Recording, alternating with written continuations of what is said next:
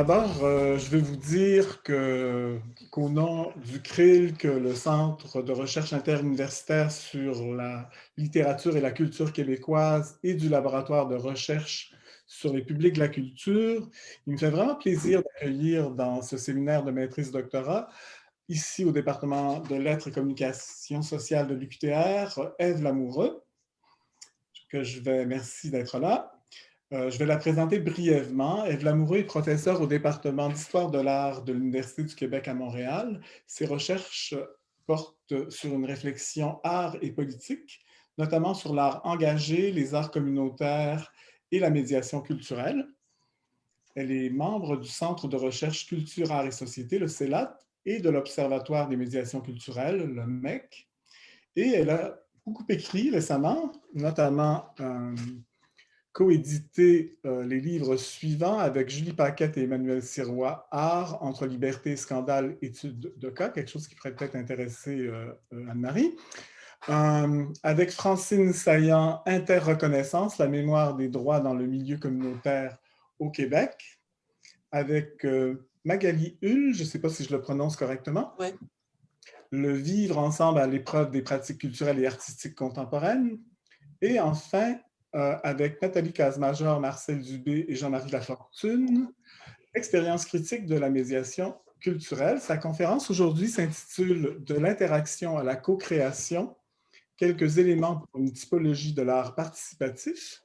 Et c'est une conférence qui est fondée sur des recherches qu'elle a menées avec Nathalie Casemajor et Daniel Racine. À vous la parole, Madame Lamoureux. Merci infiniment. Je vais juste partager l'écran. Donc, ça va? Vous voyez bien l'écran? Très bien. Parfait.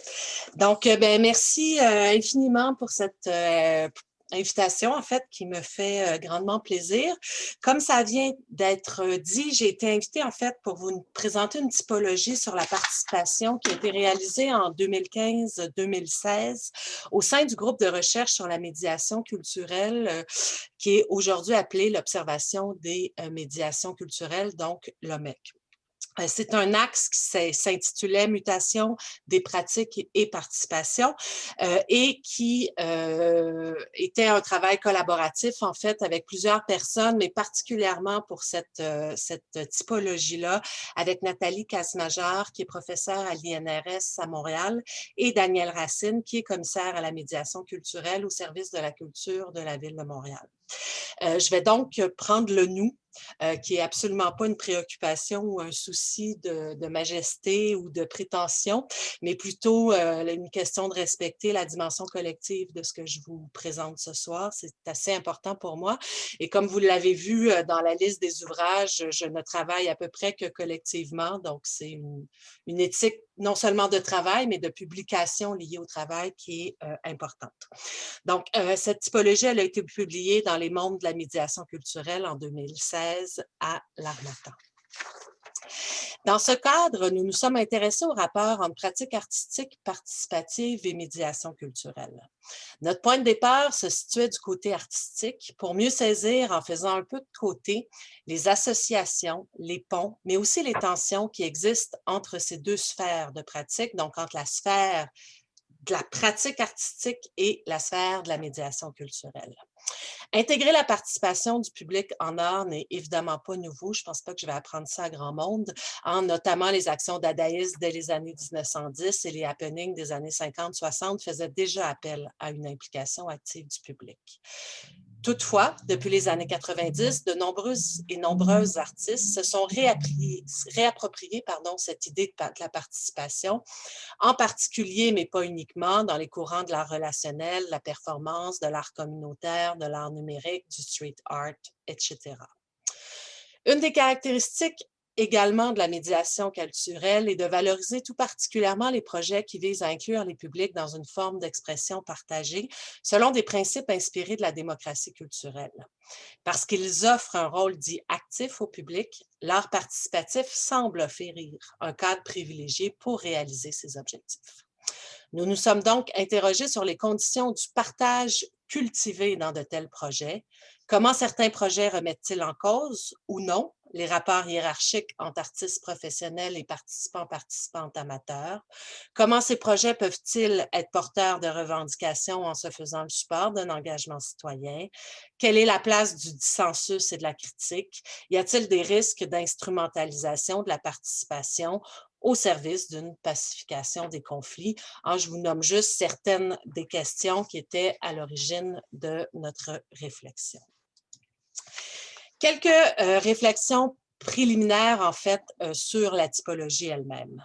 Nous avons identifié 4 catégories principales: l'interaction, la réappropriation, la collaboration et la co-création. Nous les avons analysées selon les figures du public qu'elles construisent, soit les figures du ou de la participant-participante, celles de l'artiste, les cadres de la participation et le type de contribution ou de contenu qu'apporte le public. Si vous regardez sur l'axe horizontal, nous avons positionné nos catégories selon une échelle de polarité, sachant qu'un projet peut glisser d'une catégorie à l'autre. À gauche, les formes de la participation du public situées à l'extérieur du cadre de production de l'œuvre, donc en aval de la création. À droite, les formes de participation situées à l'intérieur du cadre de production, en amont du processus de création. Dans une même logique, à gauche, une octorialité faible de l'artiste, à droite, à gauche, une octorialité forte, à droite, une octorialité faible. À gauche, peu de négociations dans les cadres de la participation, à droite, beaucoup. Nous avons aussi créé 2 catégories limites dont je ne parlerai pas aujourd'hui, mais vous pourriez revenir en fait dans vos questions. D'un côté, celle du spectateur interprétant, inspiré de Rancière et de la figure du spectateur émancipé, qui nous permet quand même de rappeler qu'on ne peut pas opposer de façon schématique contemplation, participation, passivité, inertie versus implication et dynamisme. De l'autre côté, la catégorie de l'artiste amateur, qui d'une certaine façon fusionne les figures de l'artiste et celles du ou de la participante.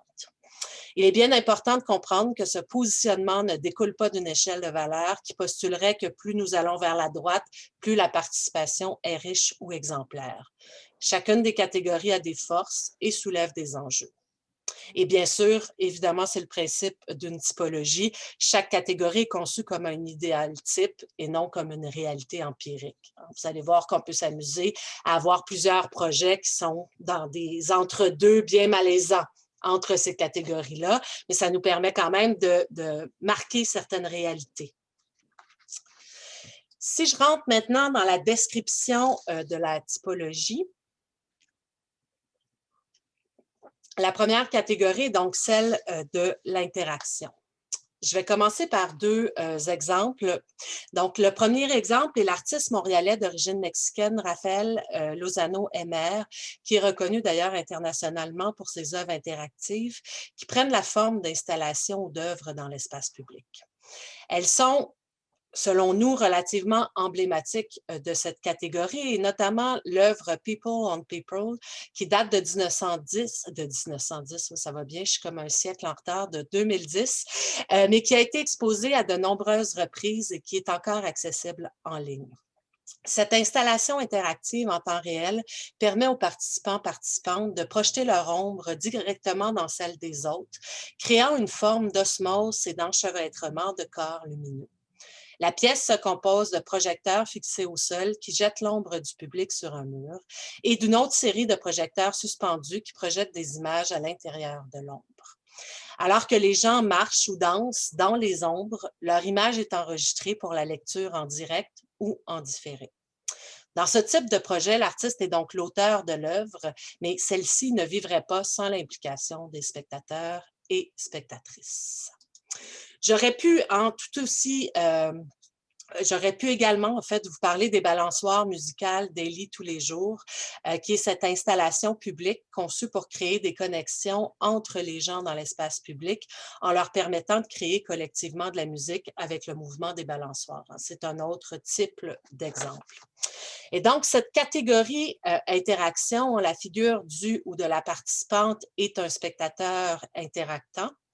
La figure de l'auteur, c'est celle de l'artiste. Le cadre de la participation, c'est l'activation d'un processus prédéterminé. Et la part des participants-participantes, c'est l'actualisation par contact avec l'œuvre, donc avec parfois une contribution au contenu même qui est possible, mais qui est assez limitée. Si je nomme maintenant certains des enjeux, évidemment, la multiplication des œuvres interactives témoigne d'une nette influence à la fois de la culture du jeu et à la fois de l'influence du numérique, même si évidemment le principe de l'interactivité en art est ancien et qu'elle n'implique absolument pas en soi une dimension numérique. Quelles questions ça pose? Quels enjeux ça pose? D'abord, sur réévaluer la capacité de la technique à être un vecteur d'inclusion et d'implication des gens. Deuxièmement, une petite méfiance sur l'aspect ludique. Il y a une dimension fortement séduisante, mais à quel point cette participation ludique influe réellement sur la personne? On peut se poser la question. Se posent aussi toutes les questions d'accès et d'exclusion. Quand il y a un appareil technique qui est en jeu, quand cet appareil-là encore plus est coûteux, complexe à manipuler. Et se pose peut-être la plus grande question de cette catégorie-là, c'est quand on est interactant, quand on interagit dans la très courte durée, quel est l'impact possible de cette forme de participation? Je n'y réponds pas, je vais juste dire qu'on a souvent tendance à, je vais donner un exemple très concret, à associer participation numérique et démocratie. Je ne suis pas sûre que faire un like, c'est un grand geste démocratique. Il faut s'interroger aussi sur la puissance du type d'activation qui est demandée. Je pense que je vais le verbaliser ainsi. Deuxième catégorie, c'est la catégorie réappropriation. Donc, si je prends un exemple, le concept d'ailleurs au Québec de manœuvre a été conceptualisé par des artistes du lieu à Québec. C'est une des premières expérimentations de la manœuvre, s'est déroulée sur plus de 3 ans au début des années 90 à l'initiative des artistes Richard Martel, Jean-Claude Saint-Hilaire et Alain Martin-Richard. Une réflexion sur la citoyenneté, sur les frontières, sur l'identité collective et nationale mène à la création d'un passeport nomade. Celui-ci est reproduit à plusieurs centaines d'exemplaires distribués dans divers endroits, au Québec, en Europe, au Japon, en Amérique du Sud. Les détenteurs et détentrices sont encouragés à s'approprier le projet, notamment à l'utiliser comme document d'identification aux frontières. Je ne suis pas sûre que c'est quelque chose qui se ferait encore aujourd'hui, et à devenir partie prenante d'une collectivité de nomades. Le lancement du passeport donne aussi lieu à plusieurs soirées de performance. Dans ce cadre, certains élus et ambassadeurs des pays visités par les artistes sont conviés à y participer. Autre exemple, à l'échelle internationale, c'est le projet Inside Out qui est réalisé par JR depuis 2011, avec une idée de départ qui est relativement simple, rendre visible et audible la voix collective d'individus dispersés aux 4 coins de la planète grâce à la création et à la diffusion de portraits photographiques. JR et son équipe se font donc facilitateurs d'un concept que doivent s'approprier les gens. Ils établissent le cadre et les règles et prennent en charge l'impression des affiches et leurs envois aux participants-participantes. Chaque manifestation de l'œuvre dans l'espace public découle par contre d'un groupe d'action composé d'au minimum 5 personnes, reliées par le désir d'exprimer un message commun, message transmis non pas par des mots, mais par l'expression de divers visages photographiés, que ce soit des autoportraits ou des portraits. Les œuvres réalisées doivent être exposées dans des lieux stratégiques qui assurent leur visibilité. Je suis allée sur le site ce matin. On en est à 1801 groupes d'action, 372 700 portraits réalisés dans plus de 142 pays. C'est vraiment un projet d'envergure assez impressionnante. Donc, dans ce type de catégorie, la réappropriation, la figure de l'artiste, appropriation d'une proposition d'un artiste et redéploiement libre de celle-ci par une ou des personnes se faisant manœuvrières. La figure du ou de la participante, d'une part l'artiste professionnel, de l'autre un individu ou une collectivité qui crée des œuvres à partir de la proposition de l'artiste. Le cadre de la participation, semi-ouvert. Donc, le point de départ, une proposition de l'artiste, mais par la suite, celui-ci perd le contrôle de son initiative. La part des participants-participantes, peu d'interaction ou de délibération entre l'artiste et les participants-participantes, mais une grande liberté créatrice des participants-participantes dans leur appropriation. Les enjeux de cette catégorie-là, évidemment, il y a certains risques. On réfère souvent, pas tout le temps, mais assez souvent, dans ce type de projet-là, au désir de créer une communauté symbolique qui est notamment transfrontalière. On l'a vu dans les 2 exemples que je viens de vous donner, grâce à la participation de divers groupes de population. Mais je me pose, ou on se posait la question en faisant la typologie, qu'en est-il vraiment lorsque chacun, soit individuellement ou soit en groupe, agit plus ou moins isolément dans un lieu donné? On se posait aussi la question, quelle est la portée critique de projets comme ça, ce qui est assez intéressant hein, parce que ça pose aussi la question de la portée critique de projets symboliques qui ne sont pas ancrés dans une action sociale concrète, quoique c'est un peu moins vrai pour JR, ça dépend des projets, mais si on pense à territoire nomade. Et se pose aussi la question, les gens qui y participent, le font-ils pour le côté ludique, souvent très présent? Le font-ils par désir de pratique artistique ou de pratique créative ou par réelle conviction politique et désir de poser un acte critique? Troisième catégorie, c'est celle de la collaboration. Donc, le Camp des Petits Loups est un projet organisé depuis 2008 par le Festival du Nouveau Cinéma en collaboration avec la Fondation du Dr Julien. Il offre à des jeunes en difficulté une initiation à la création au cinéma et multimédia. Les principaux objectifs du projet sont l'initiation à la démarche de création, l'éducation aux arts et à la culture et la sensibilisation à la réception des œuvres. Les enfants du camp sont alors encadrés afin qu'une personne produise une création inspirée par leurs préoccupations et intérêts. Le projet vise également à prévenir l'exclusion culturelle et sociale des participants-participantes en favorisant leur prise de parole dans l'espace public via le film qui circule dans les festivals de cinéma nationaux et internationaux. En deuxième exemple, et vous allez voir, j'ai choisi 2 exemples, nous avons choisi en fait 2 exemples assez différents, mais c'est Bataille Monument de Thomas Arshum, qui est une pièce qui a été créée et présentée dans le cadre de la documentation 11 de Cassel en 2002 et qui s'agissait d'une série de sculptures-installations dédiées à l'écrivain Georges Bataille. Ces installations sont faites de matériaux précaires et prennent la forme de cabanes dans lesquelles sont logées une bibliothèque temporaire, un casse-croûte et un studio de télévision. Elles ont été construites sur place dans un quartier populaire turc en banlieue de Cassel avec la collaboration des habitants. L'artiste avait déjà en tête le plan de l'œuvre et il a embauché des résidents-résidentes pour construire ces structures en les rémunérant pour leur travail. Dans ce cas de figure, l'œuvre reste clairement signée par l'artiste, même si elle est participative. Donc, au niveau de la catégorie, la figure du ou de la participante collaborateur dans la création, la figure de l'auteur, l'artiste avec la contribution de participants-participantes, le cadre de la participation, c'est un cadre de délibération qu'on a appelé semi-fermé, c'est-à-dire que le point de départ, c'est une proposition de l'artiste. On a un artiste qui est un peu un directeur artistique. La part des participants-participantes, dans certains cas, émerge d'une discussion sur le dispositif et une possible contribution au contenu, mais orientée par l'artiste. Donc, à part possible de thème, de sens, de pensée critique.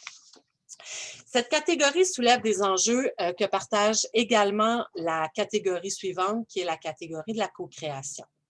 Comment assurer un contexte inclusif et respectueux des apports particuliers de chaque protagoniste du projet? Comment éviter l'instrumentalisation également des participants-participantes? Cette dernière œuvre ici est intéressante puisqu'elle a soulevé la controverse, une controverse qui pose des questions intéressantes pour cette catégorie-là.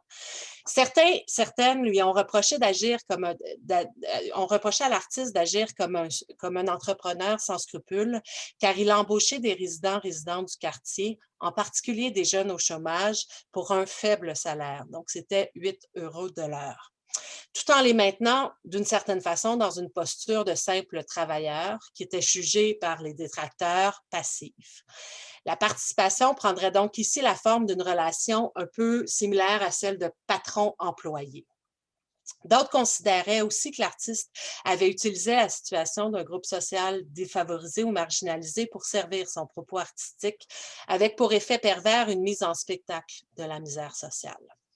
L'artiste a rétorqué à ces critiques que son œuvre ne peut absolument pas et ne doit pas être évaluée en tant que travail social, mais comme une pratique artistique visant à exprimer ou à illustrer certains enjeux sociaux, notamment au sujet du consumérisme et du rapport entre art et capitalisme. Enfin, dernière catégorie avant ma conclusion, celle de la co-création. Donc, le premier projet, c'est un projet qui s'intitule « Insolent et insoumise, esquisse sur les droits en santé mentale ». Ce projet-là est né à l'initiative d'Action Autonomie, qui est un groupe de défense de droits des personnes souffrant de problèmes de santé mentale, en partenariat avec le département de l'éducation et de l'action culturelle du Musée des beaux-arts de Montréal. Ce groupe a initié la création d'une exposition diffusée à l'automne 2013 dans le hall du musée, d'œuvres illustrant symboliquement les principaux droits de ses membres régulièrement bafoués. Donc, ces droits-là avaient été identifiés lors d'une recherche qualitative. Donc, c'était le droit à la dignité, au respect, à la liberté, à la sécurité et au consentement libre et éclairé. 10 personnes ont donc co-créé des œuvres. Plusieurs ont une pratique artistique de longue date et se considèrent comme artistes. Cet exemple ouvre, entre autres, un questionnement sur l'exigence dans la définition des projets de médiation et dans leur financement d'artistes professionnels. Et ça, de façon encore plus criante lorsqu'on est devant des catégories de personnes qui souffrent d'exclusion sociale, politique, économique, mais aussi professionnelle. Le deuxième exemple, c'est Raz-de-marée, qui est un projet créé au sein de l'organisme Libre et Sauvage, qui est un organisme qui a été fondé par Marilyn Turcotte en 2013, Marilyn qui est malheureusement décédée aujourd'hui. Datant de 2016, ce projet aborde la thématique de la citoyenneté sexuelle en visant la reconnaissance des droits sexuels de toutes et tous, la promotion de la diversité des corps, des sensualités et la lutte au non-dit et au tabou. Est explorée ici la diversité sur toutes ses formes liées au sexe, à l'origine ethnoculturelle et aux différents types de corps. Je cite Marilyn, « En tant notamment que personne handicapée, on ne te voit pas comme une personne qui a des besoins sexuels ou une sexualité. On ne te regarde pas comme cela. » Le projet comporte notamment une vidéo expérimentale. Vous avez ici l'annonce Raz-de-marée et vous avez le lien parce que cette conférence-là, vous la trouvez facilement sur, pas cette conférence-là, je m'excuse, cette vidéo-là, vous la trouvez facilement sur Internet et je vous conseille vraiment d'aller la voir. Et un essai photographique dont vous avez la première image, un exemple. Ces deux projets, en fait, le même projet, mais dans ces deux orientations, ont été créés en concordance avec la philosophie de Libre et Sauvage, des membres plus réguliers qui choisissent une thématique, puis qui mobilisent les gens intéressés et pertinents eu égard à celle-ci, un souci pour une relative parité entre personnes avec et sans limitation fonctionnelle, un processus collectif non hiérarchisé, où chaque individu est appelé à contribuer en fonction de ses compétences et un souci très attentif à la qualité esthétique. Donc, cette catégorie-là, au niveau de la figure du participant, c'est d'être vraiment co-auteur. La figure de l'auteur, c'est le collectif de participants-participantes dont l'artiste, s'il y a un artiste professionnel qui est lié au projet. Le cadre de la participation, c'est une délibération ouverte. C'est un cadre qui est négocié collectivement. Le point de départ peut être ou non une proposition de l'artiste. Si ce n'est pas celle de l'artiste, c'est celle du collectif de participants-participants. Et les décisions doivent faire l'objet de discussions collectives. L'apport possible des participants-participantes, les finalités et les modalités du projet, le dispositif, les contenus, le type de diffusion, etc. Au niveau des enjeux, en incitant l'action collective, les projets participatifs peuvent être des vecteurs d'initiatives collectives tournés vers la mobilisation sociale, voire politique. C'est tout particulièrement le projet de ce type de projet-là de co-création. Cela dit, il soulève souvent des enjeux centraux liés aux questions éthiques et aux rapports d'expertise et de pouvoir. Comment se négocie le projet? Quelle expertise est octroyée à qui? Comment composer avec les rapports de pouvoir informels? En outre, l'analyse de tels projets révèle aussi certains paradoxes. Alors que d'un côté, pour certains, il s'agit de projets artistiques radicalement participatifs, qu'on pourrait dire exemplaires en termes de démocratie culturelle, l'implication qu'ils exigent rend cette participation moins accessible. Il faut non seulement du temps, mais le désir, les compétences et la confiance pour s'impliquer de la sorte. La participation est généralement offerte à un nombre très restreint de personnes. En outre, les visées poursuivies, contribuer au mieux-être individuel, mais aussi social et politique, nous paraissent parfois un peu compromises par l'invisibilité de beaucoup de ces initiatives, confinées d'une certaine façon au sein de cercles de gens bien souvent déjà conscientisés.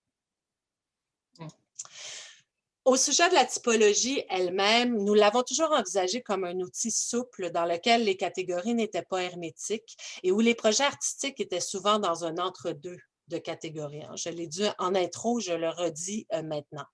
Plus encore, un même projet peut se dérouler dans des phases successives qui pourraient, à titre d'exemple, passer dans un temps 1 d'une activité où les participants-participantes sont appelés à interpréter des œuvres vers la fin du projet une création collective. Il est donc important de se rappeler qu'un même projet peut engendrer des sauts de catégories. Il serait important également de compléter cette typologie avec la question des différents cercles de spectateurs en faisant attention, aux différentes catégories de participants impliqués, les jeunes, des gens défavorisés, le grand public, etc., puisque cela détermine souvent les cadres possibles de la participation, et 2, la temporalité des projets, puisque, comme je viens de le dire, une personne spectatrice interprétante peut, après un temps de sensibilisation et d'exploration, devenir une créatrice dans des projets collaboratifs de co-création ou de pratiques amateurs.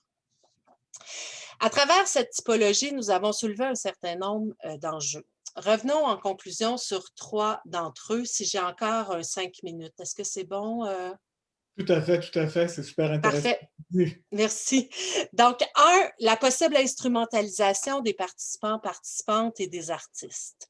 Dans la catégorie collaboration, nous avons décrit certains risques d'instrumentalisation des participants, participantes. Cette attention primordiale à eux et elles ne devrait toutefois pas occulter la question du respect de l'artiste. Celui-ci ou celle-ci doit aussi être stimulé par le projet, apprendre et pouvoir utiliser ses connaissances et habiletés artistiques. En outre, en posant un geste artistique qui précarise son statut, en acceptant de réduire sa position doctorialité, l'artiste ne risque-t-il pas, en retour, de voir sa position moins reconnue de la part des institutions? La question se pose notamment dans les cas de projets artistiques qui mobilisent la pratique amateur, et on le voit de plus en plus, comme par exemple des ateliers de danse ouverts au public. Dans ce cas de figure, le fait de solliciter la participation d'amateurs ne vise pas du tout à faire de l'animation culturelle, mais constitue un véritable geste artistique qui vise à repenser le statut de l'artiste dans le processus créateur. Il existe pourtant un risque que la perception du statut de l'artiste glisse subrepticement vers celui d'animateur culturel, statut qui, heureusement ou malheureusement, c'est à débattre, mais est assez dévalorisé dans le milieu artistique institutionnel. Donnez donc aux artistes les moyens de pousser jusqu'au bout leur expérimentation artistique, leur offrir de bonnes conditions de création et ne pas laisser ce brouillage des frontières empiéter sur le respect et l'intégrité de la démarche artistique est un défi auquel sont confrontés les médiateurs, médiatrices et les institutions. Ce ne sont d'ailleurs pas tous les artistes qui sont intéressés par ce type de démarche et il ne faudrait pas que celle-ci devienne une panacée ou un passage obligé pour obtenir un financement en médiation ou en création. Deuxième question, la question du dissensus. L'art participatif, particulièrement certains projets de co-création, remet en cause à la fois les codes de l'art et ceux de l'action politique. Il permet, ou l'art participatif dans ce contexte-là, donc il permet d'agir dans le ici et maintenant, selon les idéaux promus et notamment dans la déconstruction des rapports de pouvoir. Ces projets refusent la posture de représentation politique. Ils cherchent à inclure les gens au premier chef concernés par l'enjeu politique et social en reconnaissant leur expertise sur la question. Qu'en est-il dans le champ de la médiation culturelle? Quelle est la place du dissensus et d'une intervention visant, grâce à l'art, à agir sur, voire à guérir, des problèmes affectant soit des individus ou la collectivité dans son ensemble? Dans les politiques publiques de la culture, la notion de participation occupe une place centrale. La vocation éducative ou curative de la médiation culturelle, notamment au sens de la réparation d'un lien social brisé, tend à privilégier les formes de l'art participatif qui visent à améliorer des situations sociales, et ce, en particulier dans les contextes fortement institutionnalisés. Sans surprise, les formes qui travaillent davantage la question du dissensus sont quasiment absentes des pratiques très institutionnalisées. Pour certains, l'action artistique visant à contribuer à la lutte contre la domination, à s'attaquer aux conditions culturelles, sociales, politiques et économiques qui engendrent ce que Renaud appelle la souffrance sociale. Or, il n'est pas besoin de rappeler que si les projets ne s'attaquent pas aux logiques de pouvoir, ils ne concourent à l'art qu'à guérir une souffrance individuelle et collective. Le résultat alors est un retour à la normalité, une simple pacification des rapports sociaux qui ne contribue pas à une transformation de la société. Troisième enjeu, les effets des projets artistiques et leur évaluation. La pression est forte ces dernières années afin de développer des outils permettant d'évaluer les effets, les impacts individuels et sociaux de la médiation culturelle. Cette question semble moins déterminante dans les projets artistiques, quoiqu'elle puisse aussi se poser dans des cas particuliers comme les arts communautaires ou l'art-thérapie. L'accroissement du financement public accordé à la médiation culturelle n'est pas étranger à ce phénomène, encourant une exigence de légitimité, de reddition de comptes et de justification des dépenses. En soi, l'analyse des projets et pratiques n'est pas problématique, mais il peut être lourd pour les organismes et les artistes.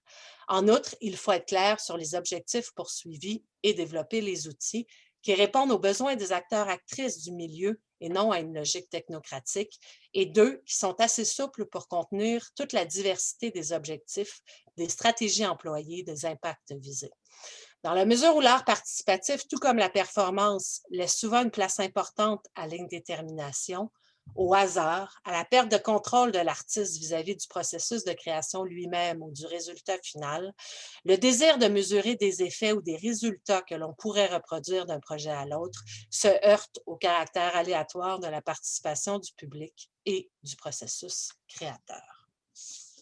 En fin de compte, l'analyse croisée de la participation en art et de la médiation culturelle suggère que le risque d'instrumentalisation des participants-participantes se pose tout autant dans les deux sphères de pratique.